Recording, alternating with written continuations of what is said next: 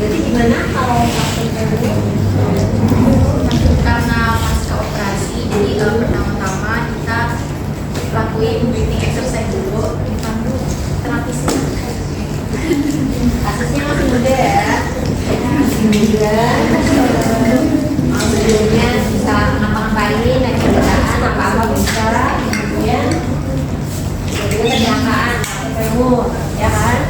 Terus dioperasi sama dokter, berarti sebenarnya di masalah pelemahan ototnya nggak ada ya, nggak membawa sisa pelemahan otot sebelumnya. Tapi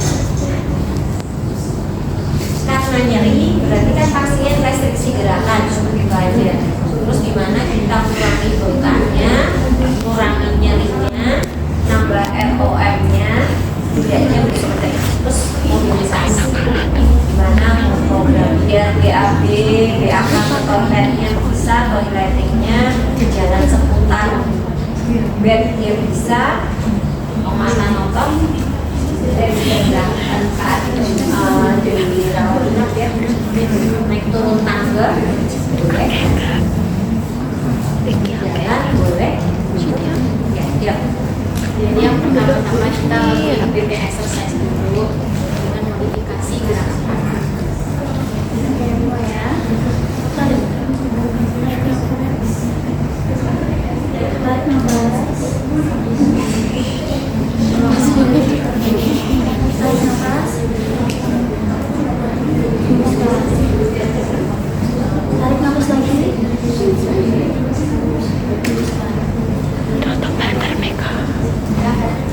Oke, terus yang kedua ada positioning awal, gunanya untuk pertama jelas untuk menghindari dekubitus dan untuk mobilisasi ini dari pasien dari supine ke sideline dengan fiksasi area yang cedera. Oke, pertama-tama pastikan nih seperti ini, kemudian fiksasi bagian yang cedera seperti ini ya.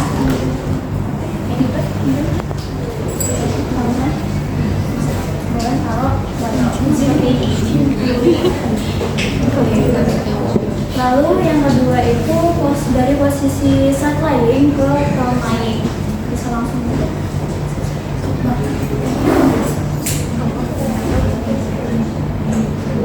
sudah seperti ini. Lalu balik lagi. Agak keras juga.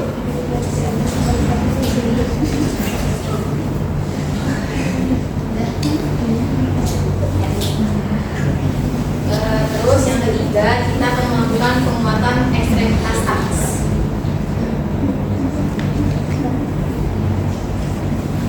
Melakukan penguatan ekstremitas atas dengan aktif dari pasien untuk gerakannya bicep,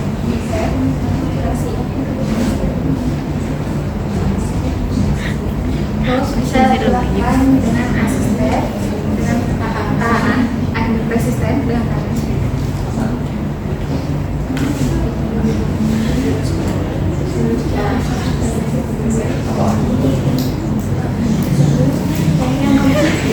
Lalu bagian tricep, penguatan tricep ini kita fiksasi di bagian sini, ke sini, dorong ke sini,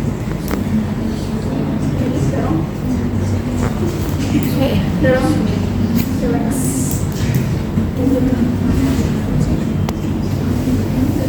Udah.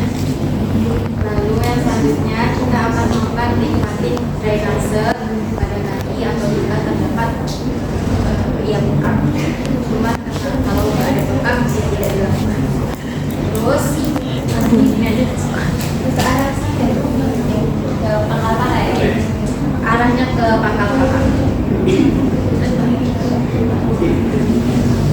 Aduh, nggak kelihatan.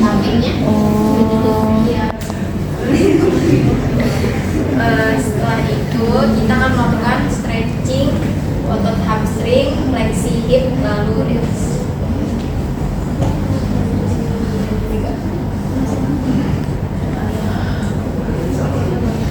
Sama taruh aja dulu kakinya di bahu kita. Yang mana? Yang mana? Oh ini kanan. Bisa di stretch.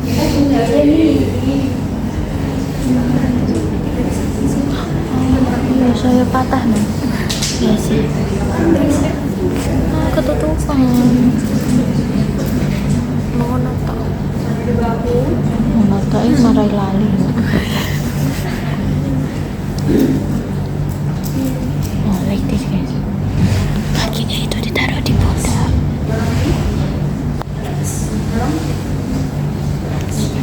Terus kita bisa nambahin roomnya. Nambah RON. Dorong.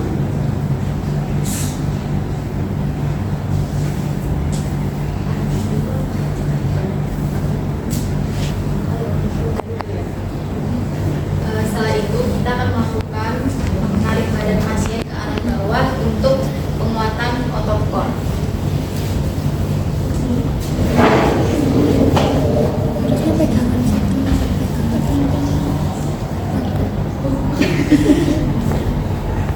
Ya ditutup. Aktivasinya ya. Tapi hanya yang aktif pasiennya. Ngeri.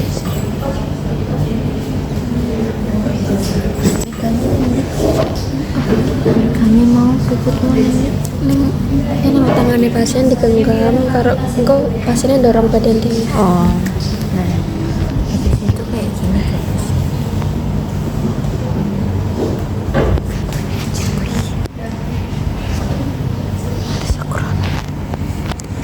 Setelah itu posisikan pasien untuk pumping pada ankle dan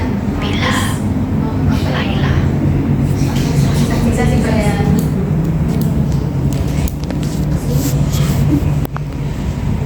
Jadi sebenarnya pembersihannya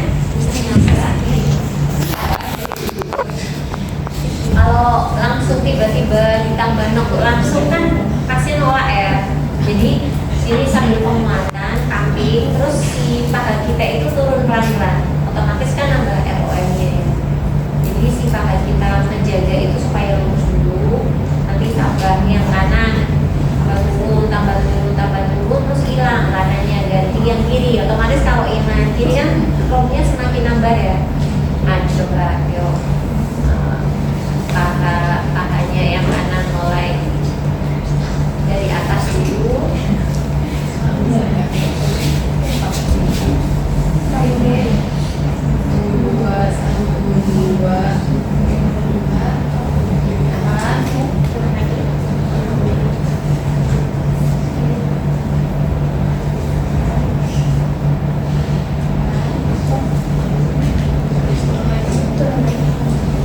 Bisa di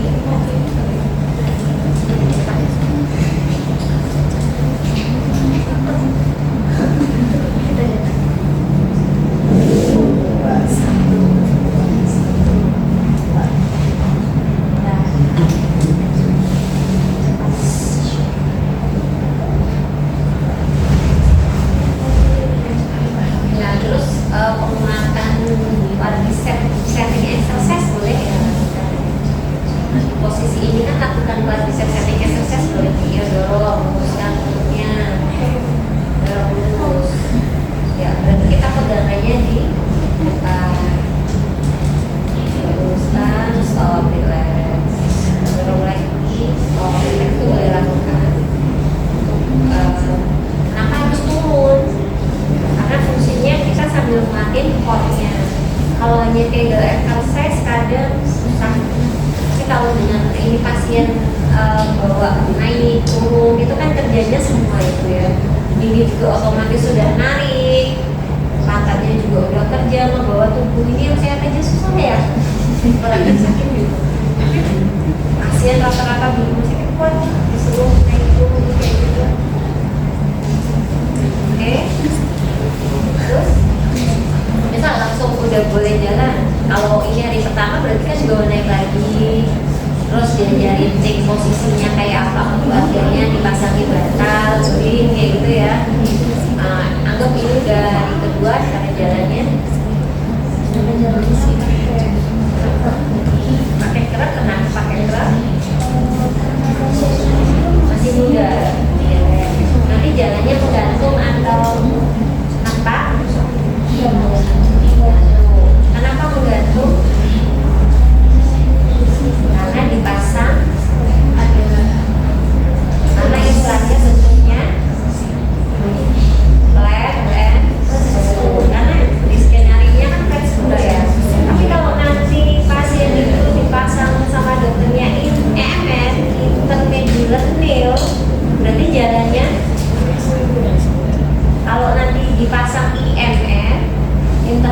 personil jalannya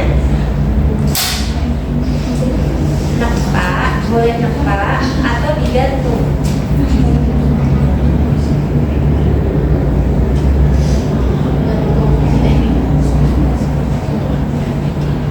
Jadi kapan gantung, kapan boleh nempel, tergantung implannya. Kalau implannya model Excel kayak gini, ada plat, lubang-lubang, ada skrup-skrupnya itu digantung. Sampai kapan? Sampai nyambung. Kapan nyambungnya? 3 bulan, 4 bulan. Kalau femur kan lama karena gede ya. Kalau dia nanti cepat 2,5, 3 bulan udah oke.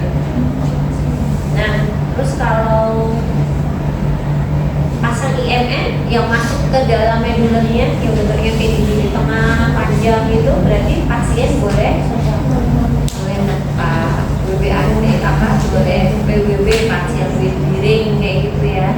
Dan yuk pelajarannya itu aja ya. Kalau hari kedua, nah pada saat pasien sebelum jalan untuk hari kedua, sampai dulu boleh penguatan dulu ya, penguatan quadricepsnya, penguatan ekstremitas atasnya lagi itu bisa dilakukan. Yuk gunain sintraksnya kayak apa? Satu lagi.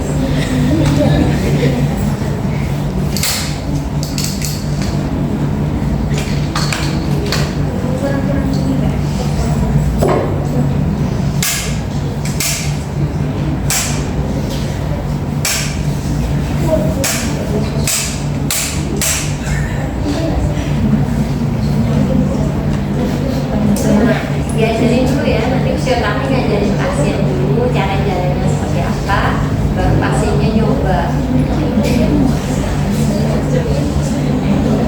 Coba agak ke sana ya teman-teman saya.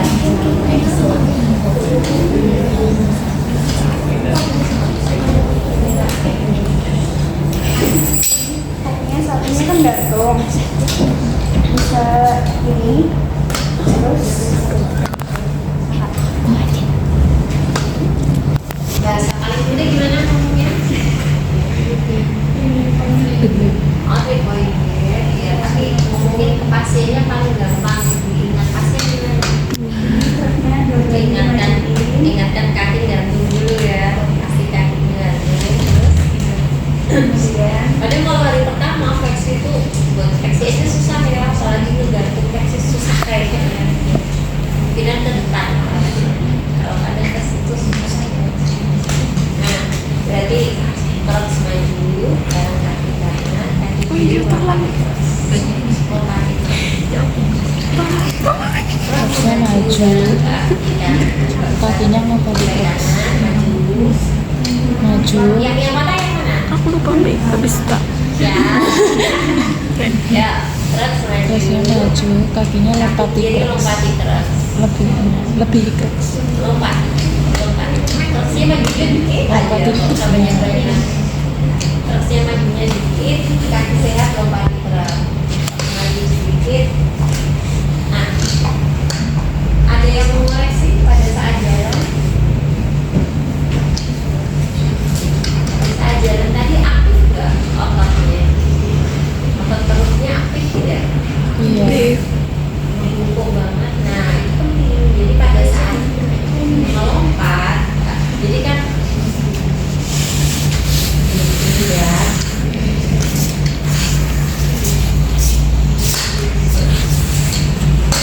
Jadi ini kaki kanan kan petak nih, nggak bisa gerak kanan. Jadi mulai terus maju, pes perut, tinggiin badan, kaki sehat, lompatin terus. Terus maju. Tapi yang aba-aba itu yang pes perut, tinggiin badan, tegak, kaki sehat, lompatin terus. Oke. Nanti kalau sudah boleh nepak, sudah nyambung nih 3 bulan 4 bulan, oh dokter udah 3 bulan 4 bulan udah oke nih, udah ada klasifikasi boleh partial bediring gitu ya. Berarti gimana cara partial berdirinya?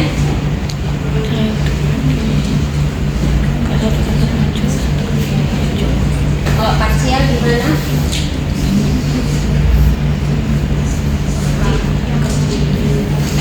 Maju. Kaki sehatnya maju dulu, baru Terus maju, kaki sehatnya maju dulu, kaki sehatnya terus maju, kaki sakit maju, kaki sehat lompati terus. Oke. Nah, berarti terus maju. Ini sekalian sekali pada saat nanti dia lepaskan dan sebagainya kan si otot ini harus kuat ya. Berarti mulai aktif ya, tumit, jempol, jari-jari itu pola itu harus sudah dilatihkan dari awal. Jadi untuk terus maju, tumit, jempol, jari-jari, pas perut, kaki sehat, lompati keras, gitu kan? Terus maju. Atau ini bareng enggak, daripada bingung ya. Kaki sakit bareng sama keras, ya kan? Terus kempes perut, tinggiin badan, kaki kiri, lompati keras, maju lagi, mulai tumit, jempol, jari-jari, kempes perut, tinggiin badan, kaki sehat, lompati keras. Ya. Nanti dokter nyuruhnya 1. Udah nggak pakai 2 lagi, disuruh pakai 1. Gimana cara satunya?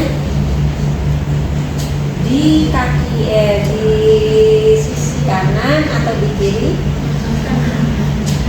Patahnya di sebelah kanan. Pakainya di kanan atau di kiri? Kontralateral. Kiri ya. Berarti kalau pas jalan, terus bareng kaki sakit, kaki sehat lompati keras. Terus bareng kaki sakit, kaki sehat lompati keras. Nah, biasanya kalau satu itu pasti itu sedang gini loh. Jadi mulai darinya ke sini terus, nggak mau sakit di sini toh. Nanti begitu dilepas susah. Jadi saya cenderung suka menggunakan tetap pakai 2 daripada 1. Terus walaupun dokter udah bilang 1, tapi nanti pola pada saat ini dilepas pasti nggak bisa jalan. Ya. Terus dokter bilang stop, terusnya udah jalan tanpa alat bantu.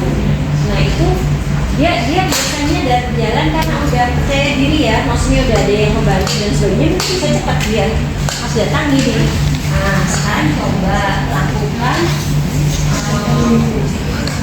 lepas, langsung teriak-teriak, mata pasti ini jatuh dan sebagainya karena dia sudah sometal banget di sama si terusnya. Terus gimana cara latihnya?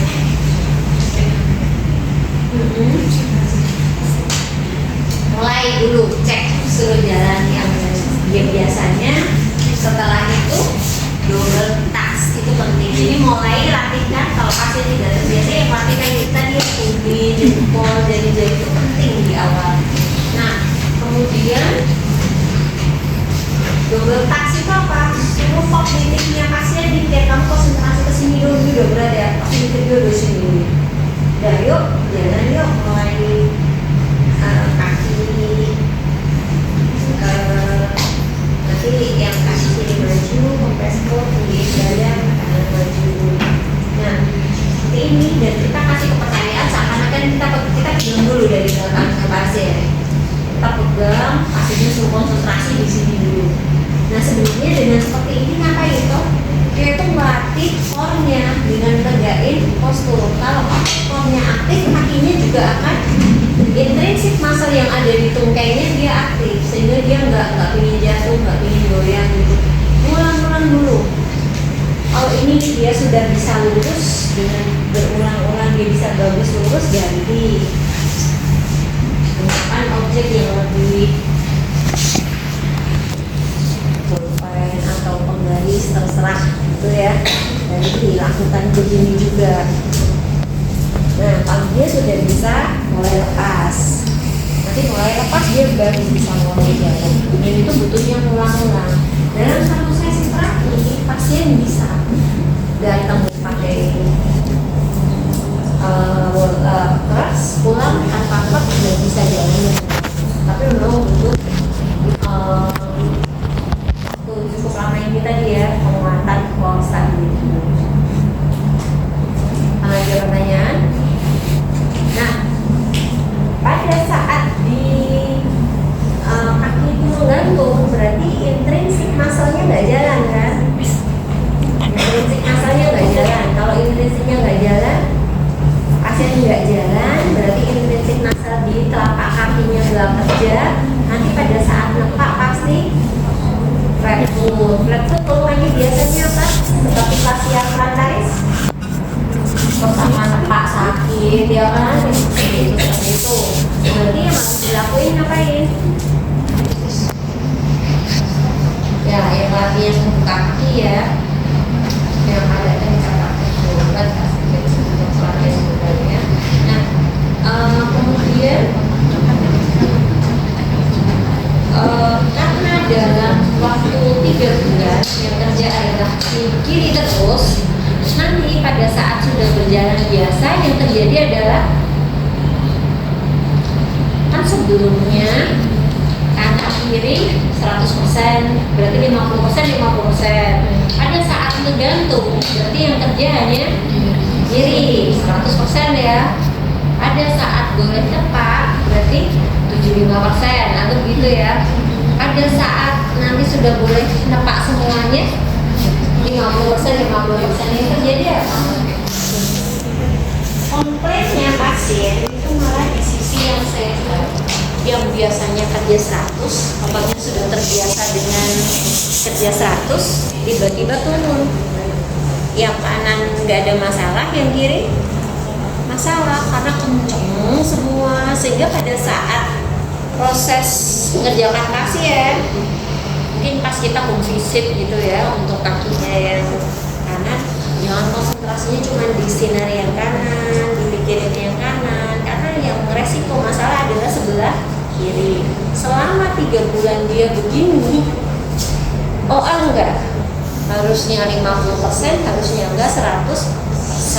Berarti harus dikuatin quadriceps dan sebagainya, stretching iya, quadricepsnya iya, itu harus diperhatikan. Nah itu penting, harus sehingga nanti pasien itu kalau di rumahnya ada bicycle, ada sepeda dan sebagainya, karena udah nyambung ya, udah nggak ada masalah, boleh dilakukan untuk bersepeda dan sebagainya. Pokoknya potensi yang ada di rumah pasien apa itu bisa dimanfaatkan untuk latihan. Kejarnya di core muscle-nya. Begitu kita kejar core-nya, aktifin core muscle, seluruh core yang ada di tubuh kita intrinsiknya aktif semua. Oke? Ada pertanyaan? Nah, hampir mirip dengan total knee replacement. Total knee replacement yang membedakan apa? Kalau tadi udah dicerita ya, ini normal, nggak ada masalah, tiba-tiba kecelakaan, berarti kan hanya mengalami penyiksaan bahasanya gitu ya, normal, kemudian cedera, cedera sehari, dioperasi sehari, kemudian mobilisasi. Saya kira belum ada yang atrofi dan sebagainya, tapi kita hanya maintenance supaya nggak atrofi, nggak ROM-nya terbatas gitu ya, hanya jaga maintenance supaya kekuatannya tetap. Beda dengan PKR. PKR itu ceritanya sudah lama, jadi kita harus asesmen tanyanya gimana? Mobilisasi sebelum operasi. Mobilisasinya gimana? Kursi roda setahun karena nunggu antrian gitu kan. Kalau ganti sendi antri ya, nggak bisa langsung periksa dapat, karena kan jatahnya rumah sakit itu dibatasi biayanya tingginya. Nah biasanya antri. Terus misal antri pun tidak mengganggu nyawa, kan beda nih kalau stand. Banyak kasus, ada teman fisioterapi kami waktu di RSO misalkan dokter jantung masuk daftar tunggu stent pasang ring ya, misal pasang ringnya setengah tahun lagi baru dapat 3 bulan meninggal. Termasuk juga kemoterapi itu juga banyak kasus di rumah sakit kami, nanti dokter udah bilang di biopsi, oh ini kanker nih, pulang dulu ke RSUD-mu kemoterapi kanker tulang gitu ya. Setelah di kemoterapi sama waktu tunggunya 3 bulan atau setengah tahun, sebulan jadi gede banget kakinya, balik ke rumah sakit sudah kemo karena dapat panggilannya 3 bulan gitu. Nah itu kan mengancam nyawa. Makanya sekarang program dari Kemenkes KJSU kanker jantung yang seperti itu diperbanyak, bahkan nanti sampai ke rumah sakit yang paling rendah pun bisa pasang ring. Tapi kalau ganti sendi diperpanjang, oh iya nunggu dulu nggak apa-apa, tidak begitu mengancam nyawa ya, paling malam-malam aduh sakit lututnya gitu, tapi kan tidak pengaruh dengan hidup dan mati gitu, berarti kan masih bisa panjang. Nah dengan cerita panjang ini apa yang terjadi? Tidurnya paling nyaman di mana? Ini pasien sebelum operasi ya. Pasien itu kalau dilurusin sakit karena si tulang sama tulang ketemu kayak gini. Berarti yang paling nyaman ditekuk seperti ini. Ini paling nyaman ya pasiennya ditekuk. Boleh nggak pasiennya seperti ini kan? Belum operasi, kebiasaan pasien tekuk lutut seperti ini boleh?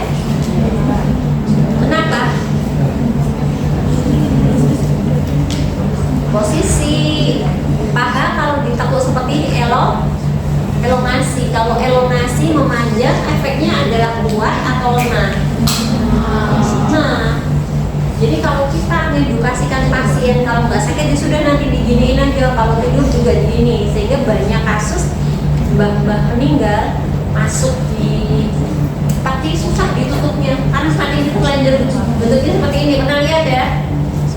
Nggak boleh, susah nanti. Kalau ini nanti dilakukan operasi ganti sendi pun karena si quadricepsnya lemah, resikonya dislokasi karena yang menggigit adalah si otot quadriceps. Jadi sebisa mungkin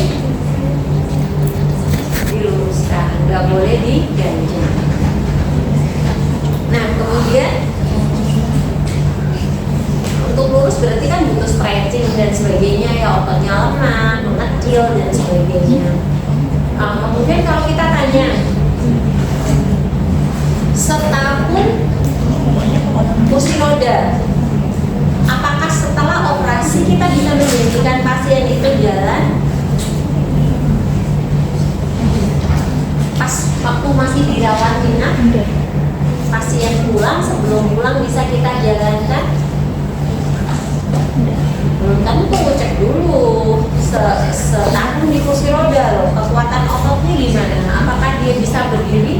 Belum tentu, walaupun nanti bisa, tapi jangan janjiin sih, oh iya nanti habis operasi lutut saya adalah lutut yang baru, lutut baru saya adalah saya yang baru, nanti aku bisa pasang, bisa ini, iya output akhirnya. Tapi diomongin juga nanti setelah pulang, karena sudah 1 tahun di kursi roda, ototnya ini lemah sekali, berarti mungkin dicek, saya coba ya cek isometrik quadricepsnya ya, oh iya lemah, mungkin nanti butuh elektrikal stimulasi kalau lemah banget, oh iya butuh sering-sering isometrik quadriceps, oh iya terus nanti butuh penguatan dulu, core stability-nya dilatihkan, terus nanti banyak duduk dulu, latihan berdiri, baru berjalan seperti itu, sehingga karena waktu tinggal di rumah sakit itu hanya 5 hari, nanti target pulangnya pakai kursi roda dulu, latihannya nanti di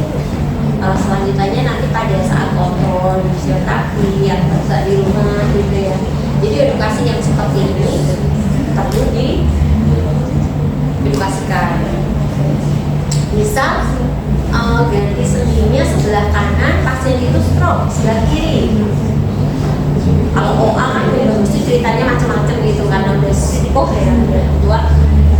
Kalau stroke sebelah kiri, operasinya sebelah kanan, pasien bisa jalan pakai walker. Berarti kontrak pada saat kita ketemu pasien adalah nanti pulang dari rumah sakit jalannya pakai kursi roda. Walaupun kalau secara teori kan nggak bisa nih jalannya apa? Oh pakai cross BBAT, boleh napak sesuai toleransi. Tapi lihat dulu kasusnya. Kalau kasusnya normal semua bisa. Ini ibu bisa ini bisa jalan. Oh ya kamu nggak cuma bisa jalan mbak, cuman pas tidur itu kalau dingin sakit udah nggak betah nih. Terus dokternya kebetulan anak saya teman seangkatan sama dokternya sehingga saya diduluin, beda cerita kan, berarti cepet. Atau karena saya bayar swasta nggak pakai BPJS, nggak pakai antri, langsung minta dioperasi, anaknya dingin. Nah seperti itu kan nggak ada keluhan apapun, dia bisa ngapain, cuma pingin tren aja, pingin ganti lutut ya gitu ya. Nah hanya terbatas dan nyeri, saya pokoknya ingin segera sholat normal, misal seperti itu ya. Ya berarti perlakuannya mirip dengan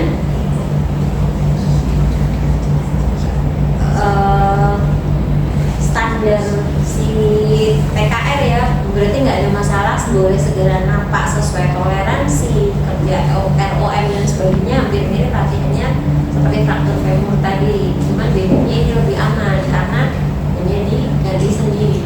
Kalau itu kan ada resiko kita ngangkat ini patah lagi, berarti benar-benar asisted gitu kan. Kalau ini enggak, lebih ke arah nyeri, berarti pegangan kita ada di atas dan bawah betul. Kalau mau dilakukan asisten.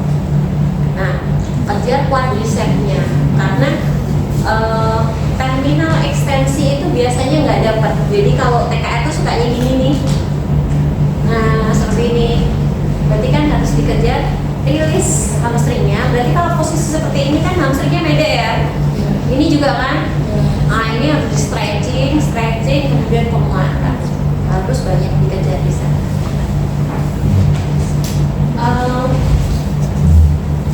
Ada yang standar untuk THR dan sebagainya itu kemarin ya, gimana bisa naik turun tangga, bagaimana bisa jalan, bagaimana bisa menunjukkan kontraindikasi, bisa toileting, itu standar sebelum pasien pulang.